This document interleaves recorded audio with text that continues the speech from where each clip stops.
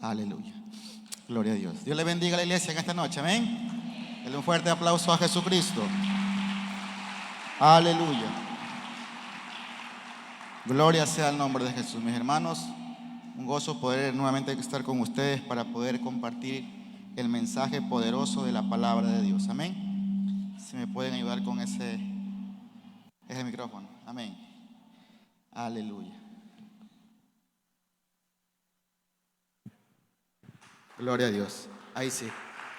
Aleluya. Amén, mis amados hermanos.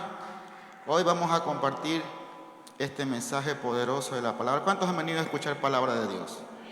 Amén. Lo que vamos a predicar hoy es la palabra de nuestro Dios. Aleluya. Amén. Así que atentos a lo que Dios nos quiere hablar en esta noche. Dios nos da la oportunidad de poder compartir la palabra, y siempre que hay un llamado para poder compartir, me gustaba decir, heme aquí, Señor, porque debemos siempre estar preparados como buenos siervos para poder predicar la palabra de Dios. Amén. Quiero que abra su Biblia un momento, mis hermanos, en el Evangelio de Mateo, capítulo 8. Vamos a leer 4 versículos. Mateo 8, gloria a Dios. Capítulo 8, vamos a leer del 23 al 26. Gloria sea el nombre de Jesús. Mateo capítulo 8, del verso 23 al 26. Gloria sea el nombre de Jesús. Amén. ¿Ya lo encontraron? Amén. Ahí sentados nos vamos a leer la bendita y fiel palabra de nuestro Dios en el nombre del Padre, del Hijo y con la comunión con su Santo Espíritu. Dice: y entrando él en la barca, sus discípulos le siguieron. He aquí que se levantó en el mar una tempestad tan grande que las olas cubrían la barca, pero él dormía. Y vinieron sus discípulos y despertaron diciendo: Señor, sálvanos que perecemos. Les dijo: ¿por qué teméis, hombres de poca fe?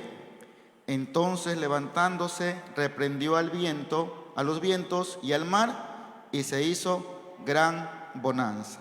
Amén. Gloria sea el nombre de Dios. Vamos a orar, mis hermanos. Damos gracias, Padre, por tu palabra en esta noche, Señor. Pedimos, Señor amado, que sea tu Espíritu Santo hablando a cada uno de nosotros en esta noche. Trae una palabra fresca para cada uno de nosotros, Señor. Que todo aquel que ha venido con necesidad de una palabra, hoy la reciba de parte de ti, mi Señor.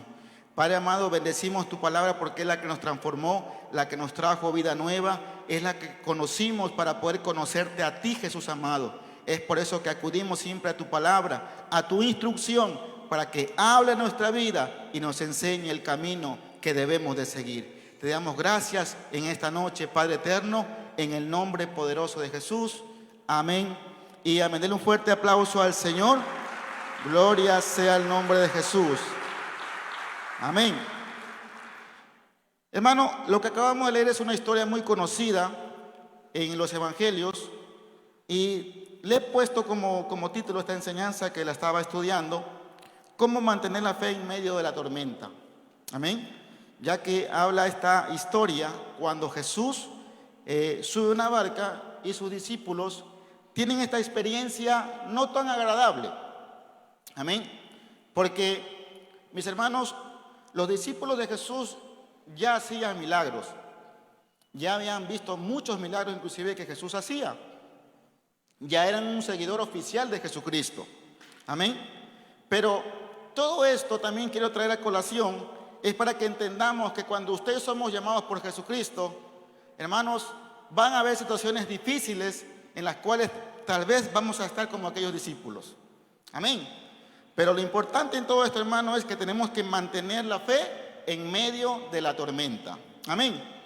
Hermanos, uno se pone a pensar si a los hombres y mujeres que estuvieron con Jesús, que caminaron con Él, que vieron los milagros, vieron resucitar muertos, dar vista a los ciegos, ¿cómo pudieron en ese momento dudar de que algo les iba a suceder? Amén. Hermanos, estos discípulos vieron muchos milagros y prodigios, pero sin embargo Jesús les reprende y les dice: hombres de poca fe. Amén. Les quiero leer este mismo versículo, hermano, en una versión que me llama mucho la atención también, que uso yo muy seguido en la traducción lenguaje actual internacional. Dice el versículo 26: Jesús le dijo: ¿por qué están tan asustados? ¿Qué poco confían ustedes en Dios? Jesús se levantó y le ordenó a los vientos y a las olas que se calmasen, y todo quedó muy tranquilo. Amén. Hermanos, lo que estaba sucediendo en ese momento, en el ámbito emocional, los discípulos fueron tocados. Amén.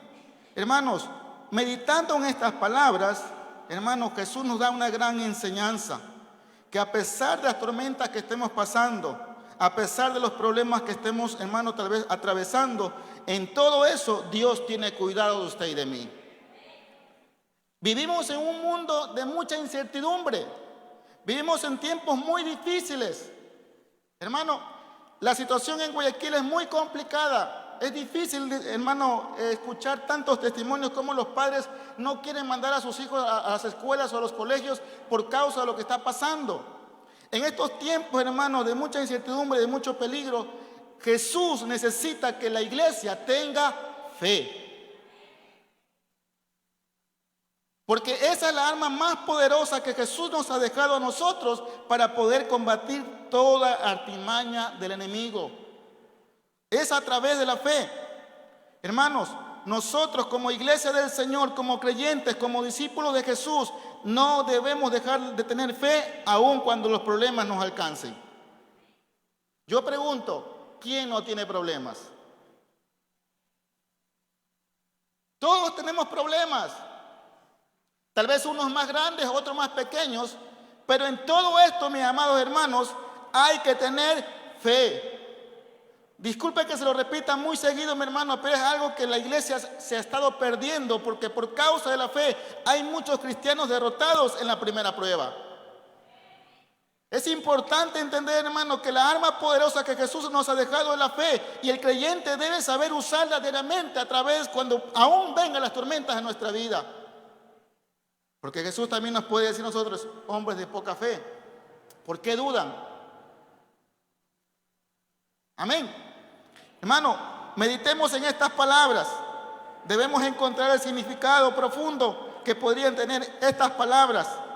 Hermanos, los discípulos lo primero que debieron hacer es, hermano, dejarlo descansar a Jesús. Y segundo, ordenarles a los vientos de la tempestad que se calmen. ¿Sabe por qué? Porque cuando uno sigue a un líder, lo que hace es esencialmente imitar a su líder. Amén. Cuando alguien sigue a alguien como líder, lo imita. Hace lo que él hace. ¿Cuántos son padres aquí? ¿Cuántos de nuestros hijos a veces imitan actitudes nuestras porque nos han visto a nosotros hacerla? Una vez les contaba esto, no sé si lo conté aquí, pero fue una vez en el Form y lo decía, que yo a veces a mi hijo, el único varón que tengo, trato de inculcarle las cosas positivas, enseñarle cosas buenas. Y una vez yo le decía a él, hijo, ya cuando usted vea que hay un problema, busque la solución. Dele, hermano, la solución al problema, porque es la forma de salir adelante. Entonces, hermanos, yo cuando hacía algo y veía que no encontraba algo, yo le daba solución. Un día lo mando a comprar a la tienda limones para hacer un refresco para el almuerzo. Y lo veo que llega con mora. Le dije, ¿por qué trajiste mora? Papi, es que no había limones. Y como tú me dices que tengo que dar la solución a los problemas, traje mora para que haga jugo de mora. Porque el líder tiene que guiar a sus seguidores, y el seguidor va a hacer lo que hace su líder. Y los discípulos tenían que hacer lo que vieron hacer muchas veces a Jesús. Es la manera de cómo los discípulos en la tempestad que estuvieron, que vieron cómo, hermano, lo calmó a un demoniado que decía que venía atormentado por muchos demonios, y no podían también ellos calmar ese viento. Entonces, los seguidores de hoy en día tenemos que imitar a nuestro líder, hermano, por excelencia. Nuestro máximo líder se llama Jesucristo. Y Él nos ha enseñado y nos ha dicho en su palabra. Muchas veces lo hemos leído, muchas veces lo hemos predicado. Y la Biblia dice que cosas mayores de las que Él hizo, nosotros haremos. Y es necesario que la iglesia se llene de fe y entender que podemos lograrlo, amada iglesia. Solamente está en que usted y yo creamos de que lo podemos hacer, porque la Biblia dice que para el que cree, todo es posible. Amén. Y si nuestro líder máximo, que es Jesucristo, nos ha enseñado eso a través de su palabra, tenemos que ponerlo en práctica. Es por eso que hago mucho énfasis en la fe. Nosotros necesitamos creer. Amén. Hermanos, el Señor, que es nuestro líder, es nuestro maestro, es nuestro guía, es nuestro Señor, es nuestro Salvador. Era lógico que ellos, hermanos, hicieran lo que Jesús hizo. Amén. ¿Y qué es la fe, mi hermano? Más allá de lo que dice Hebreos 11:1, la fe, hermano, significa que tenemos que tener confianza, debemos creer, debemos obedecer y tener seguridad. Amén. Eso es la fe. Todos estos componentes tienen la fe. Y si alguno de ellos falla, es como una cadena, hermano, que cuando se rompe un eslabón y la cadena ya no sirve. Es necesario que la fe tenga confianza, que podamos creer, que tenga obediencia y seguridad. Declárelo. Y de esa manera va a obtener lo que creyendo puede suceder. Nosotros hemos dado, hermano, ese primer paso en creer en Jesucristo. ¿Cuántos son salvos por medio de Jesucristo? Es el primer paso, haber aceptado a Jesús como único Señor y Salvador. Pero es necesario, hermano, seguir más adelante. No quedarnos conformes hasta donde hemos llegado. Jesús no solamente quiere que tú y yo seamos sus hijos, Jesús también quiere que seamos sus discípulos y quiere que a través de nosotros mucha gente que no conoce la palabra también la conozca. El primer paso ya lo dimos, que es haber aceptado a Jesús como único Señor y Salvador. Pero, hermanos, es necesario que nosotros, hermanos, asumamos el reto de ir un paso más adelante. Amén. Pero es difícil. Alguien preguntaba, ¿cómo mantener la fe, hermano? En medio de la tormenta, en medio de la crisis, en medio de los problemas, en medio de una enfermedad terminal, en medio de de una traición, de un divorcio, de un hijo rebelde. Ante la duda, ¿cómo es, hermano, poder mantener la fe en medio de la incertidumbre? Hermano, solamente cuando tú confías 100% plenamente en el Señor Jesucristo, eso te trae seguridad. Que lo que esté pasando en esta tierra, que lo que esté pasando, hermano, en cada una de nuestras vidas, Dios nos da seguridad. Leía un libro de G. Ávila, predicador muy importante, un ícono del evangelismo. Y él daba un tema y enseñaba que siempre cuando Dios traía un juicio sobre la tierra, siempre guardó al justo. Cuando vino el diluvio, guardó a Noé y a su familia. Cuando vino el fuego sobre Sodoma y Gomorra, guardó a aquellos que él creía que eran justos. Porque, hermanos, si tú y yo somos justos delante de Dios, podrá venir guerra, podrá venir sicariato, pero el Señor tiene cuidado de ti. Esa seguridad debemos tenerla. Esa seguridad debe tener los hijos de Dios. Por eso, para aquellos que preguntan, hermano, ¿cómo mantener la fe en medio de la tormenta? A través del divorcio, viendo que mi esposo se está yendo con otro, hermano, sigue creyendo. Lo que no puedes hacer con tu boca, hazlo con tus rodillas, porque el Señor va a traer la victoria. Aquel esposo rebelde, aquella esposa rebelde que no quiere conocer su palabra, sigue orando porque el Señor pronto irá a tu oración. Pero no debemos dejar de creer, no debemos dejar de tener fe. Yo sé que esa tormenta a veces día a día nos crea dudas, nos crea, hermano, cosas, incertidumbre, pero sin embargo, de esto esta enseñanza, hermano. Lo primero que necesitamos es reconocer que Dios y su palabra tienen como un enemigo, que usted y yo lo conocemos, pero sabe que el enemigo no puede atacarlo a Dios y lo que hace es atacar a sus hijos. Ataca a los creyentes. Ataca a cada uno de los que han conocido de Jesucristo, a los convertidos. Hermanos, el enemigo es padre de toda mentira y de engaño. Está siempre atento y listo para atacar y tratar de confundir a sus hijos. Porque antes le pertenecíamos y ahora ya no somos de su bando. Y trata, hermanos, de hacernos caer para volvernos nuevamente al bando de él. Y por eso la Biblia dice que él anda como león rugiente buscando a quien devorar. Y aún el libro de Apocalipsis dice que él atormenta o persigue, hermano, de día y de noche. Él no descansa.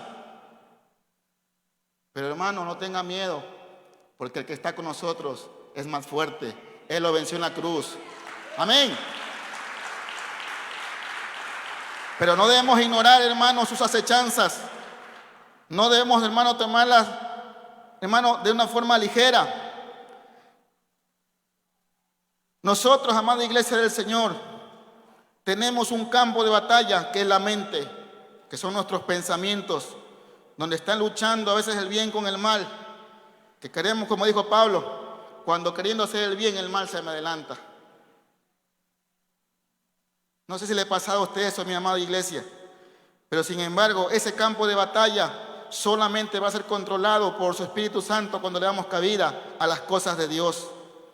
Hermanos, así que de ahora en adelante, hermanos, debemos observar que hay funciones o hábitos en nuestro ser que tratan de darnos incertidumbre y dudas en medio de la tormenta. Mientras vivamos en esta tierra, iglesia del Señor, pruebas van a haber. Grandes, pequeñas, medianas, pero en todo eso, hermano, hay que identificar ciertas funciones o hábitos que el enemigo usa en nuestra vida para hacernos perder la fe en medio de las pruebas. Y quiero hablarle de algunas, mi amada iglesia, de cómo comenzar a identificar trampas y ataques del enemigo, que a veces trata de, hermano, de confundirnos para apartarnos de sus propósitos. Una de las primeras trampas o hábitos que el enemigo usa es la mentira, convirtiéndola en verdad. Hoy en día, amada iglesia del Señor, muchas mentiras se están convirtiendo en verdad por las autoridades que están permitiendo muchas cosas. Están incluyendo, hermanos, dentro de la educación de nuestros hijos cosas que no están de acuerdo a la palabra. Y viendo de que cada día se va haciendo más normal, nos está haciendo creer que es verdad, que debemos aceptar ciertas cosas en nuestra vida que no están de acuerdo a los preceptos bíblicos. Cuando aceptamos algo, estamos creyendo y simbólicamente estamos comiendo ese fruto prohibido que nos intoxica y nos contamina nuestra mente. Amada iglesia del Señor, no debemos adoptar hábitos ni costumbres mundanas, inclusive en la iglesia, porque de esa manera nos estamos intoxicando, porque el enemigo usa la mentira para tratar de confundirnos y decir de que eso está bien. No, amada iglesia, una de las mentiras más grandes que usa el enemigo es que cuando tú y yo cometemos un error, ya no somos hijos de Dios. Amada iglesia del Señor, todos cometemos errores y no justifico el pecado de nadie, pero si tú te arrepientes de corazón de lo malo que hiciste y te conviertes, como dice Juan 1:9, que si confesamos nuestros pecados, Él es fiel y justo para perdonarnos y limpiarnos de toda maldad. El Señor tiene misericordia y te perdona. Y muchas veces el creyente adopta esta mentira que la mente nos ataca y piensa que porque cometemos un error ya no merecemos la misericordia de Dios. ¿A cuántos se le ha pasado por la cabeza? Dice, ¿para qué vas a la iglesia si ya pecaste? Ya le hiciste. ¿Para qué regresas? ¿Quieres ser un hipócrita más? Son las mentiras que usa el enemigo para tratar de apartarte del propósito. Amada iglesia del Señor, una imagen o un ejemplo claro es la imagen del hijo pródigo. El hijo pródigo, cuando si usted va un poco a extenderse a esa historia, se da cuenta que el hijo pidió herencia cuando el padre estaba vivo. Le estaba diciendo literalmente que él quería que se muera. Esa era la circunstancia. Pero sin embargo, el padre que representa a Dios dice que nunca se cansó de esperar que su hijo regresara. Amén. Es decir, mis hermanos, que el enemigo usa la mentira, que porque a veces cometemos errores, que parecen errores, hermanos, que son imperdonables, Dios tiene misericordia y a veces nos hace creer que ya no somos merecedores de su misericordia y no somos llamados hijos de Dios. Hermano, si te arrepientes de corazón, Dios es capaz de perdonarte. Cuando aceptas la mentira del enemigo que deja en tu mente esa semilla de la duda y el desamor, puede apartarte del camino. Iglesia del Señor, nuestra identidad es algo muy valioso. Tu identidad y la mía es muy importante y muy valiosa. Iglesia del Señor, la Biblia dice que tú y yo, cuando aceptamos a Jesús como único Señor y Salvador, somos llamados hijos de Dios. Esa identidad nunca debes perderla. Esa identidad debe estar marcada en nuestro corazón, en nuestra mente, en nuestros pensamientos.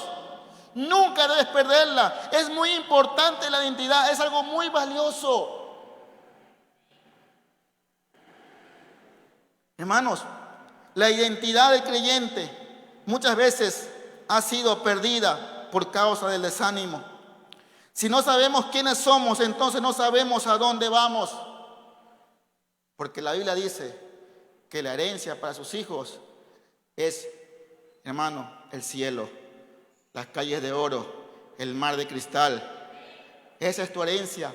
Cuando tu identidad está, hermano, perfilada, está establecida y nada te mueve, hermano, entonces sabremos cuál es nuestro objetivo, cuál es nuestro norte.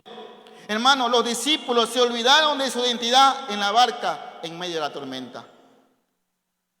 Los discípulos se olvidaron en el momento de la tormenta que ellos eran discípulos. Porque sabían que podían hacerlo. Muchas veces, amada iglesia, en la tormenta, el enemigo quiere hacernos creer que ya no somos discípulos, que ya no somos hijos. Pero Dios hoy quiere hacerte, hermano, un llamado para que esa identidad no se pierda. Que cuando venga la prueba, la dificultad, recuerda que tu Padre siempre saldrá en defensa de sus hijos. Amén. Hermanos, el enemigo continúa atacando esa área de la vida del creyente porque sabe que mientras más lejos estemos de nuestra identidad, más cerca estamos del fracaso. El enemigo sabe que mientras más lejos estemos de aceptar que somos hijos de Dios, sabe que, hermano, más cerca está nuestro fracaso. Porque Jesús claramente dijo en Juan 15, apartado de mí, nada podéis hacer. Nada. Entonces, amada iglesia, el enemigo sabe muy bien que cuando tú asumes tu responsabilidad y tu identidad, ya no eres, hermano, un creyente más, sino que aún conoce tu nombre y tiene temor de lo grande que puedes hacer tú cuando aceptas el llamado de Dios. Hermano, Pablo, quien era Saulo en su momento, era un perseguidor, era alguien que consentía la muerte de los cristianos. Pero el día que él se convirtió, el día que él aceptó el llamado de Dios, el día que él cayó, hermano, de su orgullo, cuando cayó al suelo y Jesús le dio nueva visión, su vida cambió y fue un apóstol que escribió aproximadamente el 50% del Nuevo Testamento. Y los demonios lo conocían porque cuando iban a orar por un endemoniado, dice: yo sé quién es Jesús y quién es Pablo, pero a ti no te conozco. El día que tú asumes el llamado de Dios y tu identidad, aún el enemigo sabe tu nombre porque sabe que tú eres un peligro para él. Amén. Cuando asumes tu identidad como hijo de Dios, hermano, adoptas una autoridad que no es dada por ningún hombre, sino que es dada por Dios. Amén. Los discípulos se olvidaron de su identidad en la barca, por eso no hicieron nada. Hermanos, el enemigo sigue atacando a esta área de creyente. El mundo me da una identidad específica en base a quiénes son mis padres, qué nacionalidad tengo. o qué profesión o qué trabajo tengo. Amén.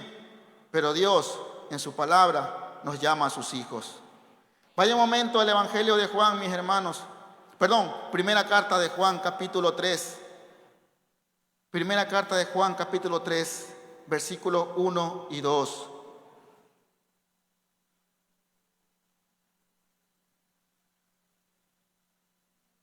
Primera carta de Juan, mis hermanos, capítulo 3, versículos 1 y 2.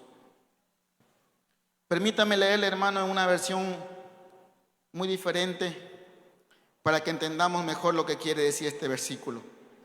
Se le voy a leer primero a la Reina Valera y después se la leo en la versión traducción lenguaje actual.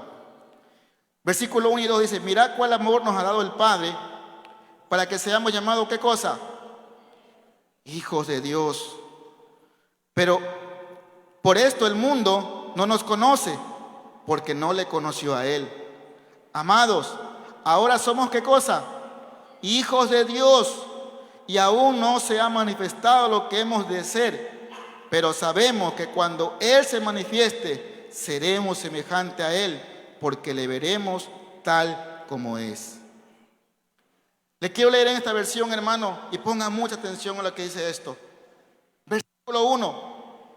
Miren, Dios es el Padre, nos ama tanto que la gente nos llama hijos de Dios. Y la verdad es que lo somos.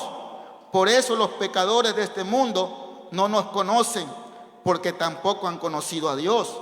Versículo 2. Queridos hermanos, nosotros ya somos hijos de Dios. Y aunque todavía no sabemos cómo seremos en el futuro, sí sabemos que cuando Jesucristo aparezca otra vez, nos pareceremos a Él, porque le veremos como Él es en realidad. Amada iglesia, algo que me gustó de este versículo es que en la parte de en medio dice: no sabemos cómo seremos en el futuro, pero sí sabemos que cuando Jesucristo aparezca otra vez, nos pareceremos a Él. No sabemos, hermana, mañana cómo vamos a hacer, pero la seguridad que me da este versículo es de que tú y yo somos hijos de Dios. Y nadie puede quitarnos eso si solamente tú renuncias a esa identidad. Por eso la Biblia dice, hermano, usted y yo somos llamados sus hijos. No sabemos cómo seremos más adelante, pero esa identidad no se pierde, a menos de que tú renuncies a ella. Amén. Entonces, amada iglesia, la solución para esto es creer en nuestra identidad, que somos hijos de Dios. Siempre hay consuelo y solución para todas las situaciones. Ora y clama a Dios, Él te responderá. Desecha toda mentira y acoge en tu mente y tu corazón la verdad que es Jesucristo. Por eso Jesús dijo: y conoceréis la verdad, y la verdad nos hace libres. Amén. Entonces, hermanos, no perdamos esto, que la mentira no nos impida que en medio de la tormenta nos olvidemos de quiénes somos. Amén. Entonces, amada iglesia, es muy importante eso. Segundo, ¿qué otro hábito o costumbre el enemigo está tratando de usar para, hermano, darnos intranquilidad en la tormenta? Es el miedo. El miedo es una arma muy eficaz del enemigo, y con ella puede literalmente paralizarte, hacerte desistir, desanimarte y hacerte abandonar el propósito cual Dios puso en tu corazón en el camino de la fe. ¿Qué fue lo primero que vio Jesús cuando sus discípulos lo despertaron? ¿Las olas? ¿El mar? ¿El fuerte viento? No. Lo primero que vio Jesús fue el temor en el corazón de sus discípulos. Él no fue a las olas, no fue al viento. Él habló a sus discípulos porque vio que en su corazón había miedo, había temor. Por eso las primeras palabras de Jesús no fueron hacia la tempestad.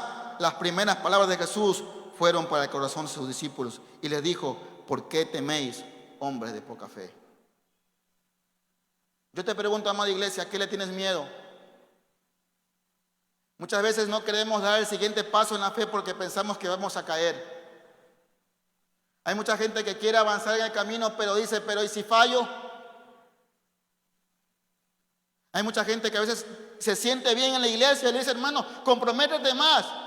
Pero ¿y si comete un error? Y el miedo te alcanza y piensas que no puedes lograrlo. Jesús te dice, ¿por qué eres de poca fe? ¿Por qué no puedes creer? Hermanos, si Dios te ha hecho un llamado a ti y a tu vida, no pierdas la fe. El llamado que Dios hace, los dones, dice la Biblia, son irrevocables. Solo que tú no quieras tenerlos. Pero todo lo que Dios da a sus hijos, Él lo mantiene. ¿Qué te hace falta? ¿Cuál es el miedo para seguir avanzando? Amada iglesia, hay mucha gente que debería estar ya predicando, ejerciendo su ministerio, pero por su poca fe, por el miedo, se quedan estancados.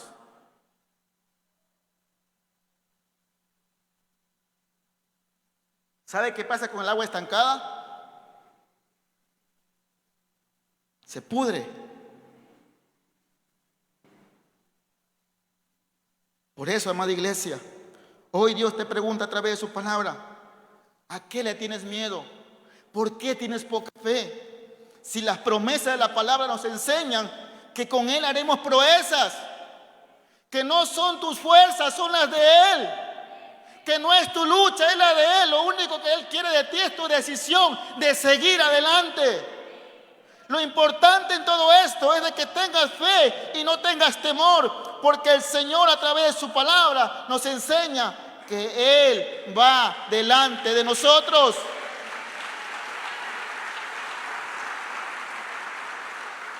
¿A qué le temes? ¿Por qué tienes poca fe? Esa frase, hermano, es para hacernos reaccionar. Él estaba diciendo, ¿por qué tienen miedo si aquí estoy yo con ustedes? ¿Por qué tienen temor si vamos juntos en la barca? Eso le estaba diciendo Jesús. Hermanos, grábate esto: el miedo apaga tu fe. Dile que está al lado tuyo, el miedo apaga tu fe. Amén. El miedo apaga tu fe, amada iglesia. El miedo no te permite tener fe.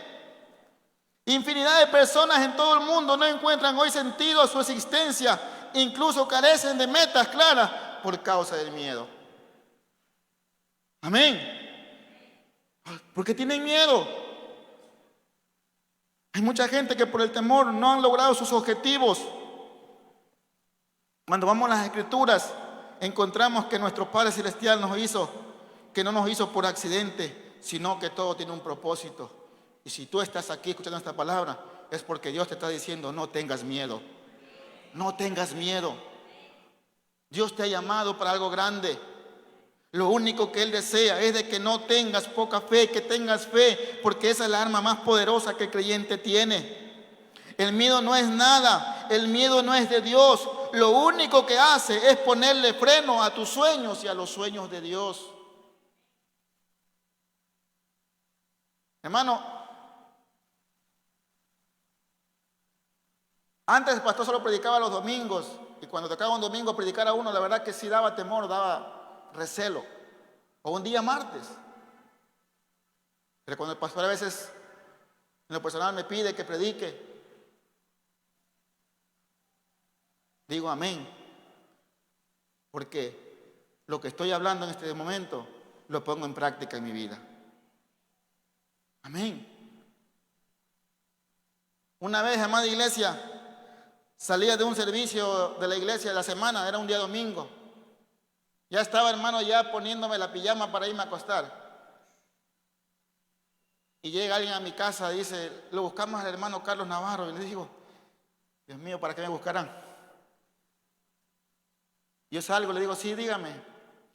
Lo que pasa, varón, es que aquí hay una muchacha que está endemoniada y queremos que vaya a hacer una oración. Hermano, créame lo que estaba cansado. Una semana muy cansada, la semana de servicio. Le dije, bueno, vamos, le digo. Lo llamé por ahí a un discípulo. Y hermano, hay una endemoniada. ¿Me acompaña? Vamos.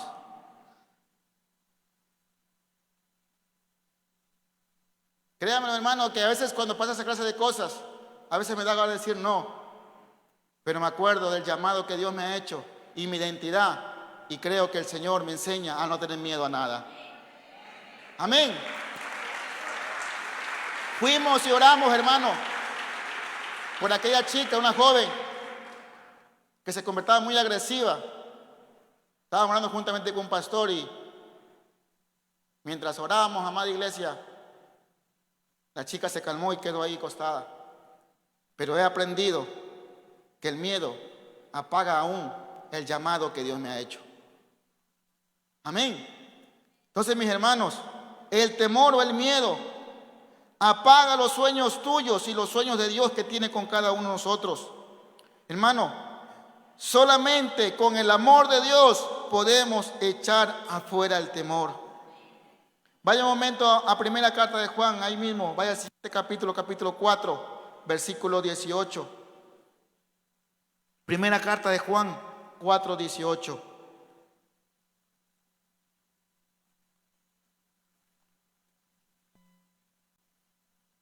Dice, en el amor, ¿qué pasa?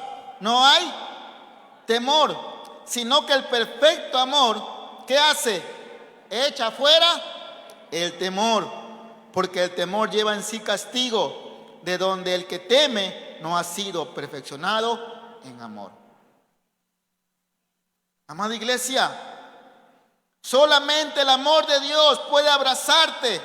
Y ese amor de Dios es el que quita el temor y quita tus miedos. Hay mucha gente, amada iglesia, que antes de conocer a Cristo eran miedosos o temerosos de pararse en un altar. Eran tal vez nerviosos para cantar, para enseñar en una escuela bíblica, para ser líder de jóvenes o para evangelizar o para cualquier talento. Pero el día que aceptaron el amor de Dios, ese día asumieron su reto y su llamado y lo pudieron lograr. Porque cuando el amor de Dios te abraza, todos los miedos se van, porque en Cristo todo lo podemos. Amén.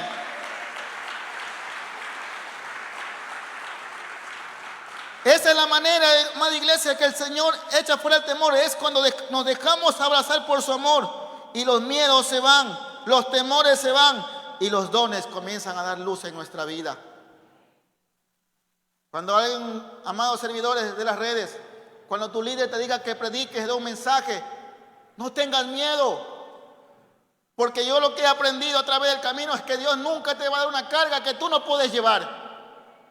Y Dios, como tu Padre, nunca te va a dar una carga que tú no puedas darla.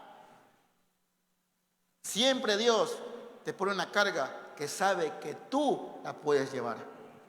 Amén. Echa fuera el miedo. Déjate abrazar por su amor, porque ese amor echa fuera el temor. Amén. Hay un versículo en el libro de Salmos, capítulo 27, mi amada iglesia del Señor, que dice en el versículo 3: aunque un ejército acampe contra mí, no temerá mi corazón. Aunque contra mí se levante guerra, yo estaré confiado. Hermanos,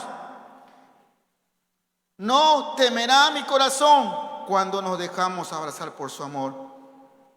Hay otro hábito o costumbre que nos trae, hermano, intranquilidad en medio de la tormenta, que es la pereza. Quiero que vaya un momento a primera carta de Tesalonicenses, capítulo 5, versículo 14. Estuvimos compartiendo semana antepasada en el ayuno congregacional. Primera carta a Tesalonicenses, capítulo 5, versículo 14. Vamos a leer solamente la parte A, que es la primera parte hasta donde está la primera coma. Amén. 5:14, amada iglesia del Señor.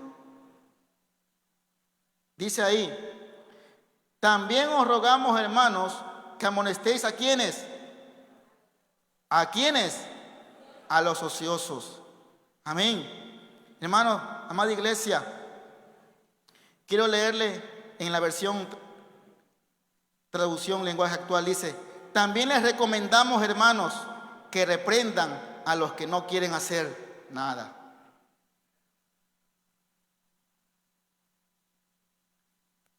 También dice, quiero que recomendarles que les llame la atención a aquellos que no quieren hacer nada. ¿Cuántos has visto que a veces en casa tú le mandas a hacer algo a tu hijo y el otro dice, no, mándalo al otro? No son sus hijos, son otros hijos de otros hermanos. Muchas veces dentro de la congregación pasa algo similar. La inconstancia, hermano. Muchas personas nunca alcanzan a concretar ningún proyecto sencillamente porque no perseveran, no son constantes, se rinden ante los primeros obstáculos, abandonan ante las primeras críticas, cambian todos los días de parecer o simplemente nunca terminan lo que comienzan. O siempre están culpando a otros de sus fracasos.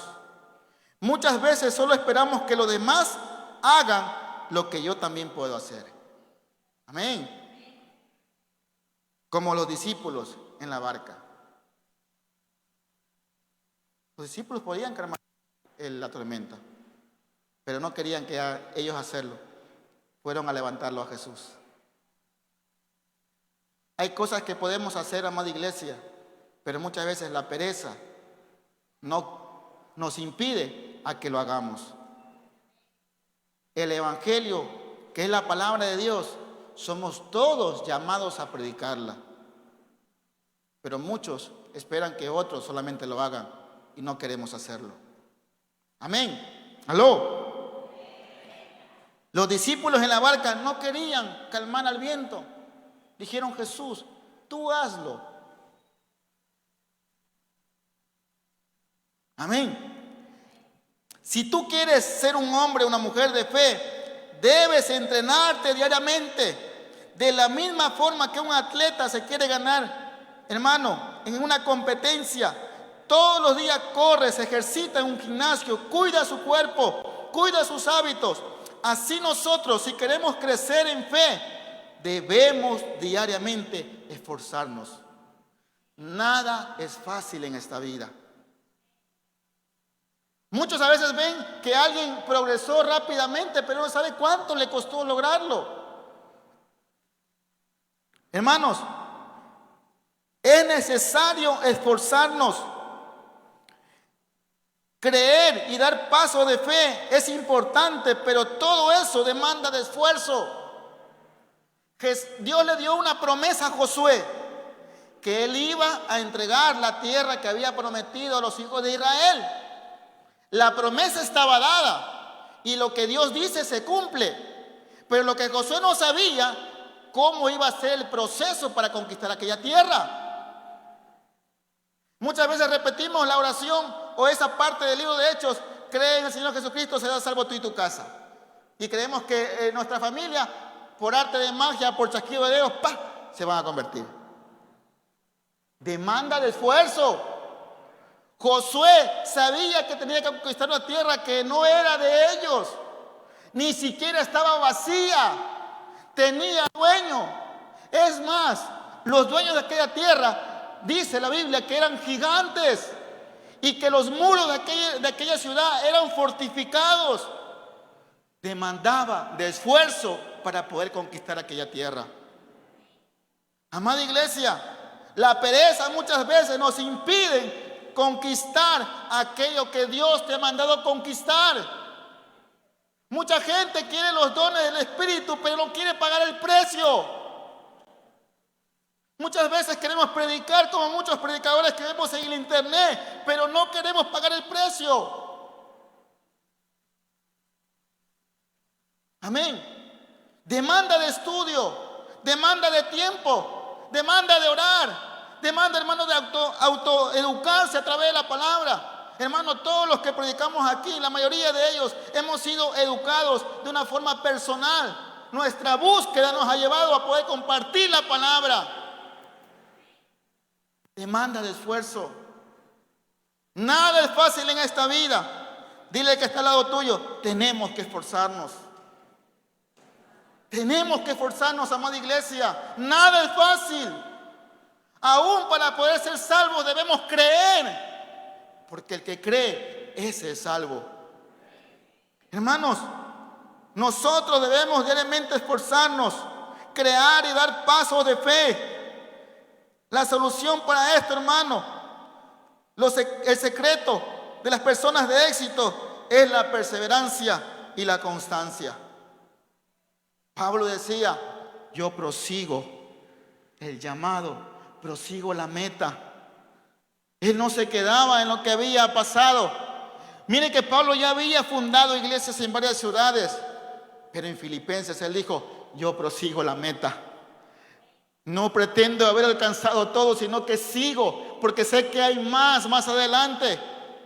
Amada iglesia, eso demanda de que nosotros nos esforcemos. En medio de la tormenta hay que esforzarse.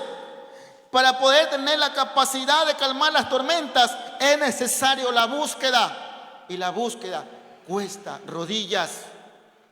Cuesta negarnos a muchas cosas. Por eso Jesús claramente dice en el libro de Lucas, el que quiere venir en pos de mí, tome su cruz y sígame.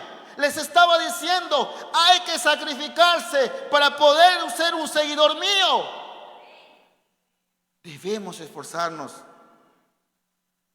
Amén. Muchas veces, hermano, una hermana me escribía hace unos días atrás, me decía, hermano, yo sé que usted no cuenta nada, dice, pero si necesita algo me avisa.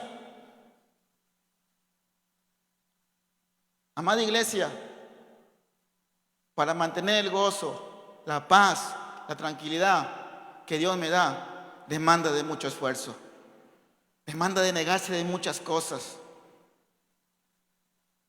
Por eso es necesario esforzarnos. ¿Quieres calmar las tormentas? ¿Quieres tener paz en medio de la tormenta? Tenemos que esforzarnos. Por eso Dios le dijo a Josué, esfuérzate, sé muy valiente, porque esa era la fórmula para que él pueda ser el conquistador de aquella tierra que era inconquistable. Por eso es necesario esforzarnos. Nuestro Padre Celestial aún trabaja y no descansa en nosotros. Amada iglesia, de Él aprendemos que lo que Él comienza, Él lo termina. Con Pedro fue un llamado que Dios le hizo a Pedro, que a pesar de sus errores, no lo dejó hasta que terminó el propósito con él. Iglesia, amado hermano y hermana, si Dios te ha llamado, si Dios tiene un propósito contigo, Él no te va a soltar. Muchas veces estamos como Jonás, cogiendo la dirección equivocada, pero muchas veces Dios va a usar un pez para llevarte a la tierra de Nínive y que cumplas el llamado que Dios te ha hecho. Amén.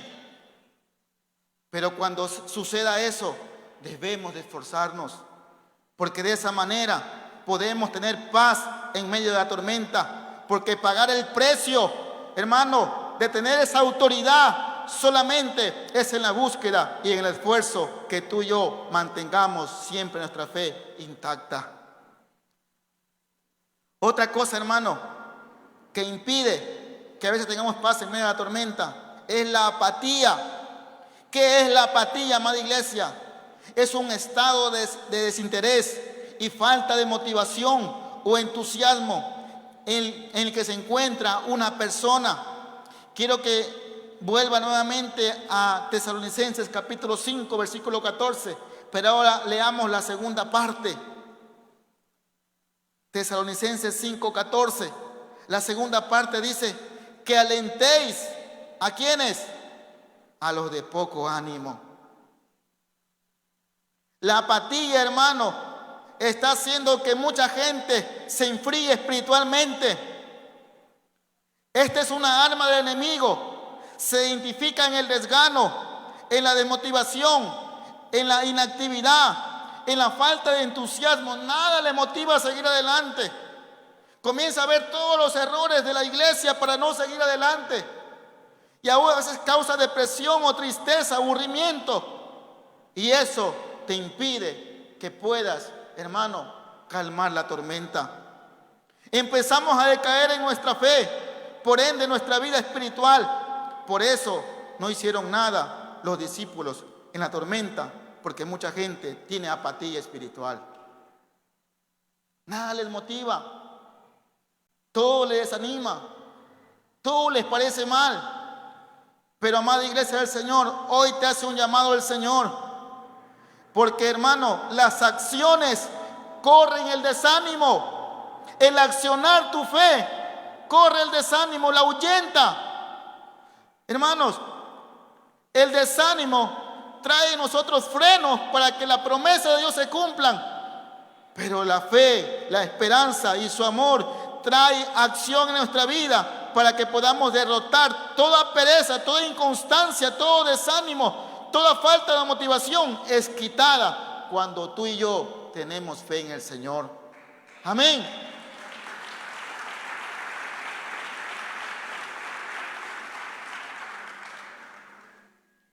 Amada iglesia, si tú te lo propones, puedes lograr y calmar los vientos. Vaya un momento a Romanos capítulo 10, versículo 11. Romanos 10, 11.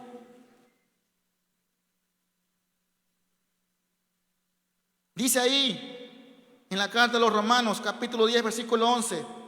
Pues la Escritura dice, todo aquel que en él creyere, ¿qué pasa? No será avergonzado. Todo aquel que en él creyere no será avergonzado. ¿Qué más motivación quieres si en la cruz Jesús dio un motivo para que tú y yo estemos alegres? Ese sacrificio nos dio vida cuando nosotros merecíamos la muerte. Porque la Biblia claramente dice que la paga del pecado de la muerte, pero por causa de aquel sacrificio Jesús nos motiva a decir que hoy tenemos vida eterna gracias a ese sacrificio. Y todo aquel que en él cree, dice la palabra, no será avergonzado. Amén. Hermana iglesia del Señor, la apatía nos trae desánimo. Muchas veces queremos algo que nos motive. Ahí está el sacrificio de Jesús. Amada iglesia, si trabajas te pagan, si siembras cosechas, si estudias aprendes. Todo lo que hacemos tiene una consecuencia. Y todo lo que ates en la tierra será atado en el cielo. Y todo lo que desates en la tierra será desatado en el cielo. Pero es importante que tú y yo, hermano, no dejemos que la apatía nos gane y nos apartemos de la fe. Y como último punto, amada iglesia, otra función que a veces no nos permite tener paz en medio de la tormenta es la desprotección. Quiero que vaya un momento al libro de Efesios, capítulo 6, versículo 16. Carta a los Efesios, capítulo 6, versículo 16.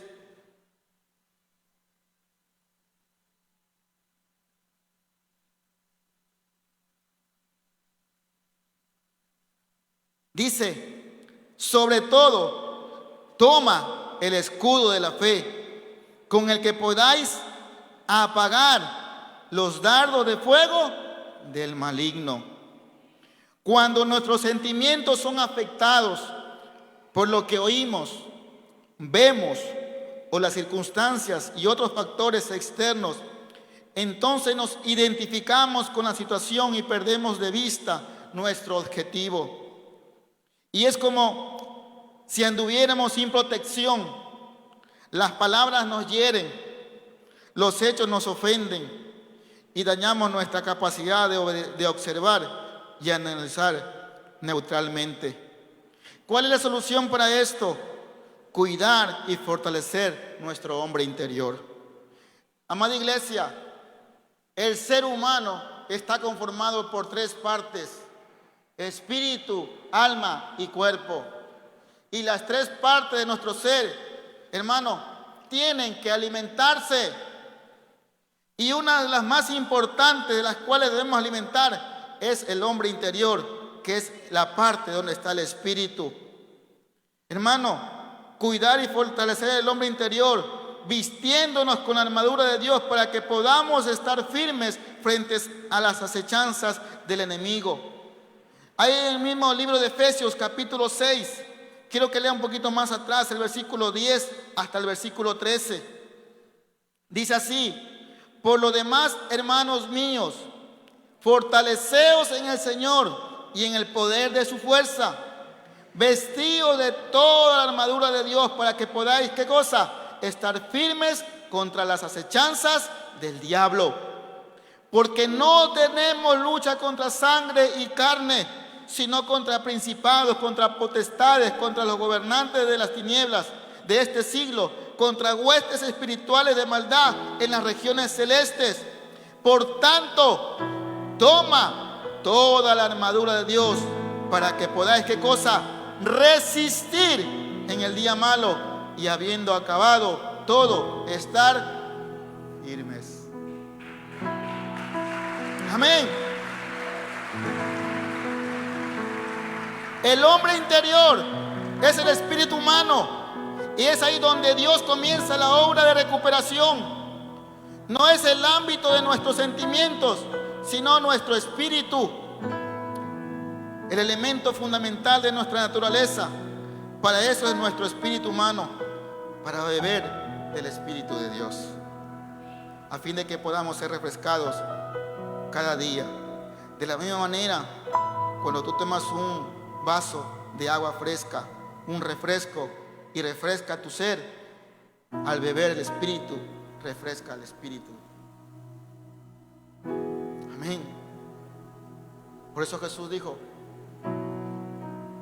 en el Evangelio de Juan, capítulo 7, que correrán como ríos de agua viva. Hermanos, para concluir, las tempestades se levantan en nuestra contra, pero cuando se levanta Jesús, el Todopoderoso, el gran yo soy, hermano, Él es más poderoso que cualquier tormenta. En el mundo tendremos aflicción, dijo Jesús, pero Él dijo claramente: yo he vencido al mundo. Siempre, hermano, van a haber tormentas, pero después de la tormenta hay bonanza. Y ninguna tormenta es eterna, tiene fecha de caducidad. Hermano, las enfermedades neurológicas casi siempre vienen como resultado del estrés causado por los problemas en la vida diaria. Nos preocupamos demasiado de cómo haremos para salir adelante de esto o de aquello, muchas veces innecesariamente, otras veces sin razón. Pero la cosa es que pensamos que saldremos adelante por nuestros propios medios. Juan 15 dice: nada podemos hacer apartados de Él. No es con tu fuerza, no es con tu inteligencia, no es con tu sabiduría. La mujer de flujo de sangre, la Biblia dice que intentó de muchas veces y de muchas formas y había gastado todo cuanto tenía, pero nunca encontró solución a su problema. Solamente cuando se acercó a Jesús con fe, el poder de Dios descendió sobre ella. Porque no es con tus fuerzas, no es con tu sabiduría, es con la de Él. Hermanos, cuando nos comenzamos a enfocar en nosotros mismos y quitamos la mirada de Jesús como Pedro la quitó en el momento que caminó sobre las aguas, nos comenzamos a hundir. Nunca quites la mirada de Jesús. Jamás quites la mirada de Jesús. Porque el día que comienzas a quitar la mirada y a ver los errores de los demás y los tuyos, nos vamos a hundir. Pero el día que tú mantengas la mirada en Jesucristo, podrás caminar sobre las aguas y podrás ver los milagros de Dios en tu vida. Porque no es con nuestras fuerzas, no es con nuestra sabiduría, es con la ayuda de Él. Nos preocupamos demasiado, hermano, muchas veces innecesariamente, otras veces sin razón, pero la cosa es que pensamos que saldremos adelante con las fuerzas nuestras, pero nuestros propios esfuerzos no lo podemos hacer. Hermano, no nos olvidemos quién está en tu barca. Yo no sé qué tormenta estés pasando, pero no sé cuál está en tu barca. Si estás poniendo la fe en cosas vanas. No sé si Jesús está en tu barca. Mientras Jesús esté en tu barca, amada iglesia, no importa el problema que estés pasando, pero Jesús está ahí. Tal vez tu tormenta sea en tu matrimonio, sea una enfermedad, sea un hijo rebelde, sea una separación, sea tu depresión, sean las deudas. Pero iglesia, si en tu barca está Jesucristo, los vientos callarán, el mar calmará, porque el Maestro que está en tu barca, Él trae los milagros. No es tu sabiduría, no es lo que tú intentes, sino es en su poder. Mucha gente viene con tormentas en su vida. Mucha gente viene con problemas. Y mucha gente a veces el problema es que lo trae a Jesucristo. Y muchas veces Jesús usa las tormentas para que tú puedas ver el poder que Él tiene y puedas glorificarle por lo que Él puede hacer. Déjame decirte, amada iglesia, que mientras Jesús esté en tu barca, la batalla tiene garantía de que tú vas a ganar. Pero es necesario que no seamos hombres y mujeres de poca fe.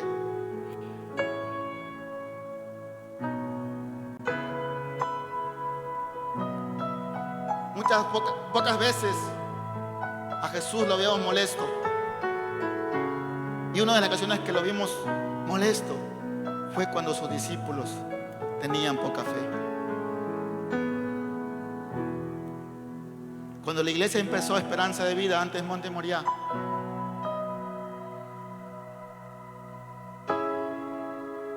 muchos no tenían fe y nos criticaban de que no íbamos a avanzar. Pero el día que aceptamos el llamado de Dios, el Señor nos proveyó todo. Lo que usted hoy día ve es por la fe que hemos tenido en nuestro Dios. No fue nuestra sabiduría, no fue nuestra fuerza, fue su poder. Porque en nuestra barca está Jesús. Si te has apartado de Él o te has enfriado, hoy el Señor te recuerda que Él está en tu barca. Él está ahí, iglesia. Él nos abandona. El que abandona somos nosotros. Nosotros nos olvidamos de Él, pero Él no se olvida. Él no se olvida de sus hijos. Él es como aquel padre que estaba sentado esperando de que su hijo, que le había pedido la herencia y que se había ido de una forma incorrecta, regrese. Y el día que regresó, lo abrazó y no lo dejó de besar. ¿Y sabe lo que hizo ese padre? Hizo fiesta, porque su hijo, que él creía muerto, había vuelto a la vida. Amada iglesia, Jesús está en tu barca. No sé qué tormenta estés pasando, pero el Señor hoy te dice: ten fe, yo estoy en tu barca. Ese matrimonio que está a punto de destruirse, yo estoy en tu barca, confía en mí. Esa enfermedad que el doctor dijo que ya no hay solución, cree en mí. Para Él nada es imposible. Su palabra en Isaías 53 dice que por su llaga ya fuimos curados. Cree en las promesas de Dios.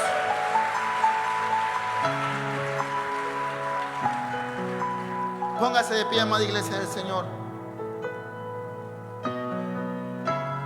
Doy siempre la gloria a Dios porque Él, cuando el Señor me pone una palabra, me apasiona predicar. Muchas veces me pongo a leer y digo, una vez un hermano me decía: bueno, ¿cuándo va a predicar? ¿Qué está haciendo? Yo iba aprendiendo una enseñanza. ¿Y cuándo va a predicar? Cuando Dios me llame, le decía: aquí está el llamado de Dios.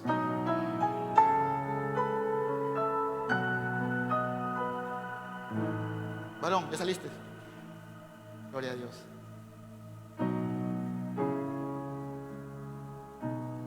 Este es el Cristo que yo predico, que cambió mi vida, que a mi corta edad me enseñó a dejar todos los vicios, porque como dijo Pablo, lo tomo por basura, porque ganarme a Cristo es lo mejor.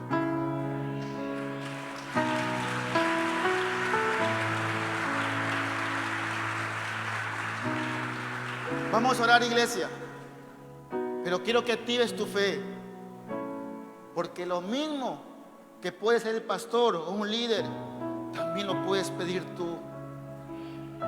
Y creemos que el Señor en esta noche trajo una atmósfera para escuchar la oración de sus hijos, pero ten presente que tú y yo somos sus hijos, y como hijos acerquémonos confiados a nuestro Padre, porque ahí es cuando el poder de Dios desciende. La mujer de flujo de sangre, los discípulos decían, pero Jesús pregunta, dice, pero ¿quién me tocó? Porque el poder salió de mí. Y los discípulos le dicen, Señor, pero ¿cómo podemos saber quién te ha tocado si la multitud te oprime? ¿Quién te tocó? ¿Quién pudo haber sido? Y Jesús dijo, alguien me tocó porque el poder descendió de mí. Y fue aquella mujer que se acercó con fe y dijo que si solo tocara la parte del hilo o el borde del manto de Jesús, ella iba a ser sana. Esa fe es necesaria para acercarnos a Jesús.